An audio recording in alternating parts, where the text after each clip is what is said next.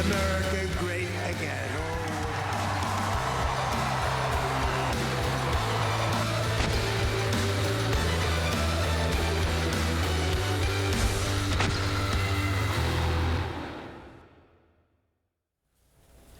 트럼프 전 대통령이 재집권에 성공하면서 더욱 강력한 미국 우선주의 정책이 펼쳐질 것으로 보입니다. 네, 전문가 두 분과 함께 이번 선거 결과 또 한반도 정세와 국제사회에 미칠 파장 자세히 짚어보도록 하겠습니다. 박원곤 이화여대 교수, 김재천 서강대 국제대학원 교수 함께합니다. 안녕하세요. 네, 안녕하세요. 초박빙 판세가 예상이 됐었잖아요. 그런데 뚜껑을 열어보니 트럼프 압승이었습니다. 이런 예상과 다른 결과 예측하셨습니까? 솔직히 어느 정도는 예측을 했는데요. 네. 여러 가지 이유가 있겠지만 제가 조금 선거 기간 내내 눈여겨봤던 여론조사 결과가 하나 있습니다. 뉴욕 타임스에서 한 2, 3개월 전에 내놓은 여론조사 결과인데요. 유권자들에게 물어봅니다. 지금 미국의 현 상황에 대해서 만족스러워하느냐, 불만족스러워하느냐. 불만족스럽다라고 대답한 응답자가 한 63, 64% 나왔습니다. 그게 경제 문제였던 아니면 이민 문제였던. 그러면은 이번 행정부에서 다음 행정부에 큰 변화를 만들어내야 될 거라고 생각하냐 했더니 그렇다고 대답한 사람이 또 한 64% 정도 나왔어요. 누가 그런 큰 변화를 만들어낼 거라고 생각하느냐. 트럼프가 한 53, 54 나오고 해리스는 절반도 안 되는 23%인가 나왔던 기억이 납니다. 네. 그렇다면은 해리스가 빨리 이 조 바이든과는 차별화된 해리스만의 비전과 해리스만의 정책을 내놓을 수 있었어야 됐어요. 근데 제가 한 언론 인터뷰를 지금 기억하는데요. 해리스가 언론 인터뷰에서 그러니까 이제 진행자가 이렇게 물어봅니다. 당신은 조 바이든 행정부에서부터 다른 어떤 정책이 무엇이냐. 그랬더니 하늘을 멍하게 쳐다본 다음에 특별한 게 없는 것 같은데 이런 답을 한 거예요. 그러니까 이제 트럼프 쪽에서는 계속해서 그 영상을 광고에 사용을 갖다 해서요. 그냥 해리스 당신은 조 바이든이 아니라 여자 조 바이든이라고 이제 비판을 했는데 상당히 주요했던 것 같습니다. 네, 바이든 정부의 차별성에서 좀 차별을 두지 못한 점이 패착의 원인이다 뭐 이런 말씀해 주셨는데 트럼프의 승리 예상하셨나요? 그 정도의 모습은 보였습니다. 왜냐하면 이번 선거는 민주당한테 기울어진 운동장이었어요. 처음부터 시작이. 왜냐하면 유권자들 출구조사 때 질문해봤더니 가장 중요하게 생각하는 문제를 얘기했다. 경제가 있고 또 하나는 법과 치안이 있습니다. 그 위에 뒤에 이제 낙태 같은 것들이 있는데 경제는 바이든 행정부 입장에서는 좀 억울함이 있죠. 왜냐하면은 나름대로 노력해서 인플레이션을 이전보다 잡은 것은 맞고 소비자 물가지수나 여러 가지 경제 지표가 잘 나온 건 맞는데 미국 유권자들 입장에서는 트럼프 시대는 예를 들어 이런 겁니다. 트럼프 시대에는 우유 한 통을 5,000원 주고 샀는데 이게 바이든 넘어가니까 한 2만 원까지 갔다가 지금 10,000원으로 떨어졌다. 그런 얘기거든요. 또 여전히 미국 유권자 입장에서 그때가 경제가 훨씬 좋았는데 하다 보니까 사실상 경제를 다루는 그 퍼센테이지를 보니까 거의 두 자리 숫자 이상으로 트럼프가 더 잘한다라고 얘기가 나왔고요. 또 하나는 법과 치안의 문제입니다. 미국 내에서 이게 불법 이민자 문제 같이 다 포함되어 있는데 심각하거든요. 나름대로. 근데 거기에 대해서 우리 김재천 교수님 말씀하신 것처럼 나름대로 해리스가 대안을 제시를 못했어요. 오히려 불법 이민자 문제에 대해서 공격을 받고 그런 상황이었다면 자기가 이걸 어떻게 돌파할지를 얘기해야 되는데 그런 걸 못했고 반면 아시다시피 트럼프는 화끈하게 얘기를 하지 않습니까? 예를 들어 자기가 첫날 20만 명 불법 이민자 다 추방해버리겠다. 핵심 의제 두 개에서 확실하게 민주당이 기울어진 운동장이었는데 해리스가 적절한 대안을 제시하지 못한 것이 패인 중에 하나라고 생각합니다. 트럼프가 이긴 이유, 그러니까 해리스가 패배한 이유 여러 가지 분석을 해주셨는데 예상보다 큰 격차로 졌다는 분석이에요. 이유가 구체적으로 뭐라고 분석하십니까? 아까도 말씀드렸지만 여러 가지 이유가 있을 것 같은데요. 가장 중요한 좀 관전 포인트 중에 하나는 지금 미국 정치 어떤 이 지지자층의 재배열, 재배치, 영어로는 이제 리얼라이먼트라고 하는데 이게 지금 발생하고 그게 이제 고착화됐습니다.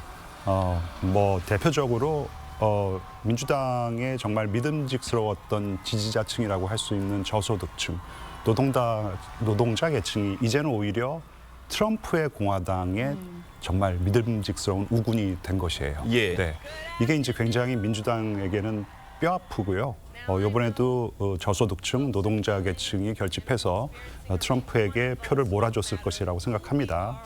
그리고 이 또 의미 있는 변화가 흑인 유권자 그리고 히스패닉 유권자, 특히 젊은 남성 흑인 남성, 히스패닉 남성들이 상당히 이제 민주당을 이탈해서 그들 또한 역시 이 전통적인 민주당 지지층이었는데 예. 이제는 상당히 트럼프에게 지지를 보내는 어떤 그런 성향이 발생을 했다 했습니다. 그래서 정치의 어떤 지형 자체가 상당히 지금 민주당에게는 좀 불리한 어떤 그런 상황이 발생한 것 같고요. 그런 상황이 고착되고 있고 민주당은 이번 선거를 패한 이후에 어떻게 하면 이제 이런 불리한 정치적인 상황을 지형을 자기들에게 조금 유리하게 만들 수 있을지에 대해서 치열한 고민을 해야 될 거라고 생각합니다. 네, 일단은 뭐 유력 언론사의 여론조사에서 초박빙 점쳐졌습니다. 하지만 이번에도 여론조사 또 틀렸거든요. 네, 해리스, 뭐 샤이 트럼프는 있었지만 히든 해리스 없었다. 이렇게 분석을 하기도 하던데 어떻게 보셨어요? 제가 여론조사 기관들을 또 대변해 줄 생각은 없지만 예. 그런데 사실 엄격히 따지면 여론조사가 틀린 거는 아닙니다. 여론조사의 해석이 틀린 거죠. 예. 그러니까 여론조사가 계속 우리가 쫓아가면서 보면 이게 예. 다 오차 범위 내에 있었거든요. 예. 그러니까 결과가 지금 최종적으로 집계가 되고 있습니다만 경합주 7개 중에 가장 중요한데 이것도 사실은 오차 범위 내에 있었던 거기서 7개 주를 다 트럼프가 가져간 것이고요. 또 하나는 다만 그 전체 득표율 같은 경우에도 현재까지 폭스뉴스 제가 들어오기 직전에 확인했더니 예. 거의 500만 표 가까이 트럼프가 이기고 있는 거로 나오고 있습니다.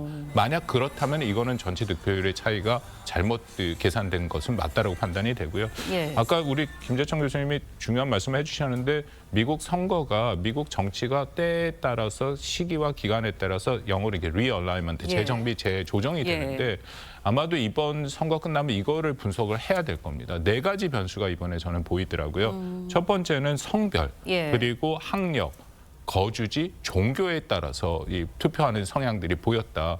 이번에 이미 좀 출구조사 CNN에서 봤더니 특히 라틴계 남성들이 대규모 트럼프한테 갔다라는 거고요. 예. 예를 들어서 이번 선거에는 54%이기 때문에 해리스보다 10%더 라틴계 남성들이 트럼프를 지지했다라고 지금 출구조사 나오고 있거든요. 이게 예로 들어서 16년, 20년 같은 경우에는 힐러리가 31%더 받았고 바이든이 2020년에는 23%더 받았습니다. 이거 예. 굉장히 큰 차이. 그러니까 민주당이 제가 또 기회가 있으면 말씀드리겠습니다. 예. 일종의 시대 정신을 놓치고 있다. 왜 자신들이 이것을 지고 있는지에 대한 면밀한 그런 검토가 사실은 답이 좀 있는데 이번에 그런 것들을 놓침으로써 원래 민주당의 정체성인 서민정당, 노동자를 대변하는 것을 다 놓쳤다라고 볼 수 있는 것이죠. 네, 그렇다면요. 짧게 여쭤볼게요. 낙태권 이슈도 결국은 그렇게 지지를 받지 못했던 거라고 그렇습니다. 봐야 될까요? 왜냐하면 낙태권 이슈도 중요한 문제이긴 한데 이 낙태권은 로 앤 웨이드라고 해서 대법원 그렇죠. 판결이 나왔잖아요. 예. 그다음에 각 주에서 이번에 판결을 내게 돼 있습니다. 그래서 아리조나나 네바다 같은 경우에는 경합주로 이번에 투표가 가능하게 되는데 이건 지방 이슈가 돼버린 거죠. 그래서 뭐 해리스가 얘기하는 것처럼 트럼프가 돼서 전국 규모의 낙태를 금지하는 법을 통과시킨다. 현실성이 없는 얘기를 했기 때문에 그게 그렇게 크게 와닿지 않았다라고 생각이 됩니다. 네. 이번 대선과 함께 상하원 선거도 같이 치러졌잖아요. 그런데 이 상하원에서도 공화당이 과반 차지할 가능성 지금 높아지고 있고요. 네. 그렇게 되면 트럼프 대통령과 이제 또 입법권과 행정권 동시에 장악하게 되는 건데 어떤 네. 영향이 있을 것으로 보십니까? 뭐 말씀하신 대로 상하원 모두 공화당이 다수당이 될 것 같고요.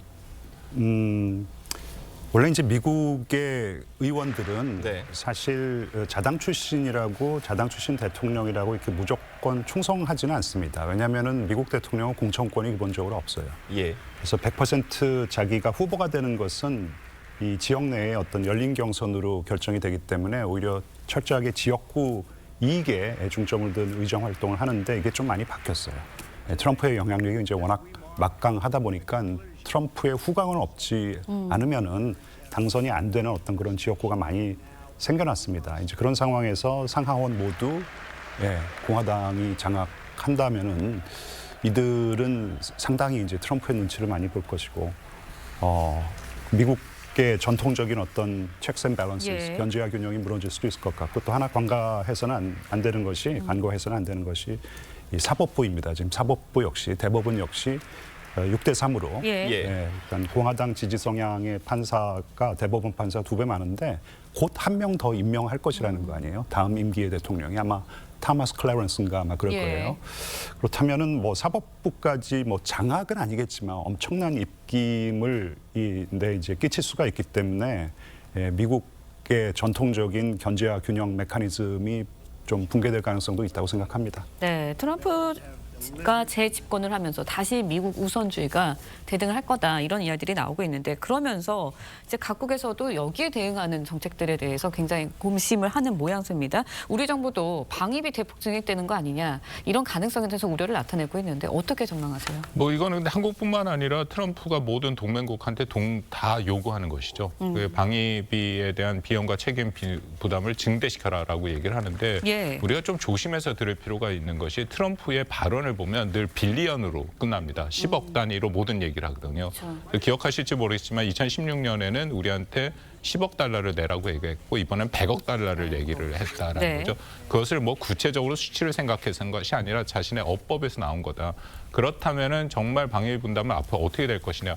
분명히 더 인상과 책임을 요구할 가능성은 있는데 이제 그것에 대해서 우리가 어떻게 대응하느냐가 매우 중요한 상황이라고 판단이 됩니다. 그런 면에서 얼마 전에 통과된 12차 이 방위 분담 협정 예. SMA는 의미가 있다 생각하고요. 빨리 국회에서 비준을 한 후에 만약에 트럼프가 재협상을 하더라도 이것은 우리 국회에서 비준한 것이다라는 것을 근거로 재협상을 하더라도 그것이 우리한테 훨씬 더 협상력을 높일 수 있고요. 만약에 그런 재협상이 아니라 연합훈련이나 전략자산 전개비용 같은 걸 요구한다면 그것도 좀 전향적으로 생각할 필요가 있습니다. 일부러 우리가 보존하는 대신에 확실하게 전략자산의 목록을 받고 우리가 원할 때 정말로 순환 배치, 상시 배치 수준으로 만드는 이제 그런 그 사고의 발상의 전환이 필요하다고 생각합니다. 네, 그러면 확실하게 방위비를 증액하고 재협상을 할 거다 이렇게 보시나요? 그거는 꼭 그렇지 않을 가능성이 있다고 생각하거든요. 왜냐하면 연합훈련이나 전략자산 전개비용은 기존의 방위비 틀 안에서 얘기할 수가 없는 것들입니다. 그래서 그건 그대로 두고 다른 형태로 요구할 수도 있는데 뭐 요구할 때 우리가 여러 가지 방금 말씀드린 그런 방법도 있고 전체적으로 트럼프가 가장 관심 있는 것은 중국 견제니까 예를 들어서 주한미군의 역할이 조금 더 이 영내의 어떤 확장된 역할로 가고 우리가 여기에 한반도의 안보를 좀 더 책임지는 형식으로 한다든지 여러 가지 방법으로 우리가 대응할 수 있다고 생각합니다. 네. 이 방위비 분담 문제에 대해서 전망해 주셨는데 네. 트럼프 행정부가 주한미군 철수 문제를 꺼내들 수 있다는 분석들도 나오고 있는 것 같아요. 어떻게 전망하십니까? 주한미군 감축이나 네. 철수를 더 많은 방위비를 얻어내기 위한 어떤 바기닝 칩, 예. 지렛대, 레버리지로 사용할 수 있을 것 같습니다. 예. 그런 차원에서 저는 개인적으로 지난번 우리의 정부의 이 방위비 재협상이 조금 너무 이 시기상조였다. 왜냐하면은 트럼프를 대할 때는 뭔가 줄 거는 줘야 됩니다. 사실 방위비 인상이 트럼프가 제일 원하는 거거든요, 한국한테. 그러면 이거는 트럼프한테 줘야 돼요. 그러니까 우리가 뭐 자발적으로 조금 뭐 재협상 해가지고 이만큼 올려놨으니까 이거 건들지 마죠. 그러면 예. 안 통합니다. 제가 생각하기엔 트럼프는요, 그냥 지금 있는 상황에서 그냥 10배 더 얹어 뭐 이런 식으로 나올 거기 때문에 우리가 뭐 13조로 다 내야 된다는 건 아니지만은 예. 트럼프의 공이 될 수 있도록 그런 어떤 전략적인 마인드를 가지고 있었어야 되는데 조금 그러지 못한 것 같고 오히려 방위비를 갖다가 이제 우리가 낼 테니까 혹시라도 네. 이 주한미군 감축이나 철수 그리고 이제 연합훈련 축소나 뭐 폐지 이런 거를 우리가 예방할 수 있었던 어떤 그런 네. 협상 마인드를 가지고 있어야 되는 게 아닌가 생각합니다. 네. 하나만 더 질문 드려보면 사실 저희가 발붙이고 사는 이 한반도 문제가 저희에겐 가장 중요한 문제가 될 수 있을 것 같은데 이 북핵 문제와 관련해서도 트럼프 대통령이 김정은 위원장과 네. 또다시 만나는 장면이 연출될 수도 있을 거다 이렇게 전망도 하시나요? 충분히 가능하다고 생각합니다. 예. 정상 외교는 분명히 가동을 할 것이고 그게 언제가 되는지 일단은 우크라이나 전쟁 상황을 조금 예. 거기에 이제 좀 적어도 휴전 네. 안을 가지고 이제 전쟁을 좀 중단시키려고 할 것인데 한반도에서는 일단 뭐 북한과 이제 핵 협상을 하겠다라는 것보다는 이제 기본적으로 이런 생각인 것 같아요. 이게 이제 북한이 정말 어마무시한 핵무기 국가가 됐는데 그런 네. 국가의 지도자와 내가 잘 지내는 게 뭐가 잘못이냐. 그러나 네. 북한이 가지고 있는 핵과 탄도미사일이 우리의 위협만 안 되면 되는 거 아니냐. 그래서 좋은 관계를 이용해가지고 김정은이 우리에게 핵과 탄도미사일을 가지고 위협을 하지 않는 예. 그런 상황을 만들겠다라는 것 같습니다. 그게 이제 기본적인 이 어떤 이 트럼프의 마인드인데 그런 식으로 실제 언급도 해왔잖아요. 그렇죠. 예. 그래서 당장 뭐 핵 협상을 한다라는 것은 그러니까 북한의 핵 지휘국 예. 죄송합니다. 핵 보유국 지위를 인정하고 그리고 뭐 제재를 해제해주는 어떤 그런 핵 군축 협상에 이 돌입하기에는 뭔가 제약 요인들이 너무 많기 때문에 핵 협상에 돌입한다기보다는 일단 정상 외교로 위기를 관리하겠다라는 것 같습니다. 네, 북미 대화가 재개되면 우리 정부가 일단은 또 패싱이 되는 거 아니냐 여기에 대한 것도 있고요. 한미 동맹, 한미의 삼각공조 여기에도 어떻게 변화가 일어날 것 같다라는 생각이 드는데 어떻게 전망하세요? 뭐 큰 틀에서 한미일 삼각 협력을 비롯해서 이 지역에 인태 지역에 만들어진 많은 소규모 다자들이 있지 않습니까? 뭐 오커스라든지 그런 쿼드라든지 저는 트럼프가 등장한다 하더라도 그거를 이용할 가능성이 크다고 생각합니다. 예를 들어서 쿼드 같은 경우에는 트럼프 때 이게 활성화된 것이고 다만 여러 가지 기능과 역할을 바꿀 가능성이 있다고 생각이 되는데 이건 뭐 저희 바이든 행정부도 마찬가지기는 합니다만 그런 소규모 다자 체제를 통해서 중국을 견제하겠다는 생각이 있으니까 보다 좀 더 노골적으로 중국을 견제할 가능성이 있고요. 네. 기존에 만들어놓은 한미일 안보 협력은 계속 뭔가 활용할 가능성이 있다고 생각을 합니다. 왜냐하면 사실 이 영내에서 중국을 견제할 수 있는 핵심 국가는 일본과 한국이 맞고요. 그러니까 저는 이런 면에서 우리도 이것을 좀 더 긍정적으로 판단할 수용해서 할 필요가 있다. 왜냐하면 한미일이라는 협력 체제 안에서 삼국 정상들이 만난다면은 네. 특히 중요한 것이 한국과 일본의 관계가 지금 회복돼 있기 때문에 한국과 일본은 사실 많은 부분의 이해를 지금 공유하고 있습니다. 그렇다면 트럼프가 한국과 일본한테 보낼 여러 가지 압박과 압력에 대해서 공동 대응이 가능하거든요.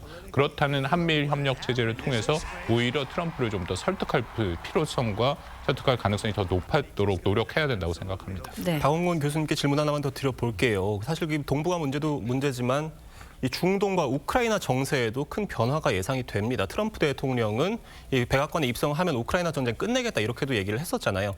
이 우크라이나 전쟁과 가자 전쟁, 이 두 전쟁 어떻게 변화가 있을 것으로 예상하십니까? 맞습니다. 트럼프 대통령도 그렇고 그 공화당 정강 정책도 그렇고 사실 네. 북한 문제보다는 트럼프가 이 두 가지를 훨씬 더 관심을 가질 가능성이 크고요. 그리고 미국 대통령이 두 번째 임기에 들어가면은 영어로 이제 레거시라 해서 자신이 역사에 남는 어떤 업적을 성취하려고 노력을 합니다. 그렇다면 대외 정책에서는 러우 전쟁이나 아니면 중동 문제가 중요하다고 생각을 하는데 네. 러우 전쟁에 대해서는 이미 트럼프가 얘기를 했죠. 그래서 이전보다는 휴전과 정전은 아니고 이전보다는 휴전의 협상이 커지긴 했다라고 생각을 합니다만 그렇다고 당장 될 가능성은 또 그렇게 높아 보이지는 않습니다. 왜냐하면 유럽 국가들이 여전히 그 우크라이나를 지원할 가능성이 있다라고 판단이 되고요.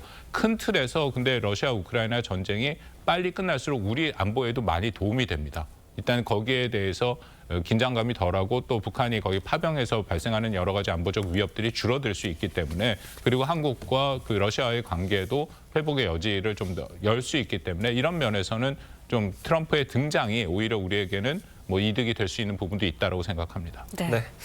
미국 우선주의를 외치는 트럼프 대통령이 다시 등장을 했습니다. 세계 정세와 국내 정세에도 많은 영향이 있을 것 같습니다. 두 분 말씀은 여기까지 듣겠습니다. 감사합니다. 고맙습니다. 감사합니다.